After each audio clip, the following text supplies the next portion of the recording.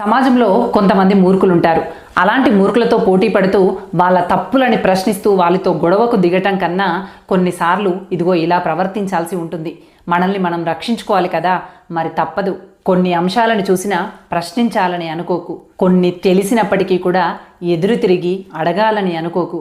చెడుకి వీలైనంత దూరంగా ఉండు. వాళ్ళతో మంచి అనేటువంటి పేరు కోసం ఎలాంటి నాటకాలు అస్సలే వద్దు. మౌనంగా వీలైనంత దూరంగా ఆత్మాభిమానంతో నిన్ను నువ్వు రక్షించుకుంటూ ముందుకు సాగు. అంతేకాని నేనేదో ఉద్ధరిస్తాను అంటూ ముందుకు వెళ్ళావే అనుకో, కొన్ని సందర్భాలలో కొన్ని క్షణాలు నీవి కాకపోవచ్చు. అసలే ఇవి పాపపు రోజులు.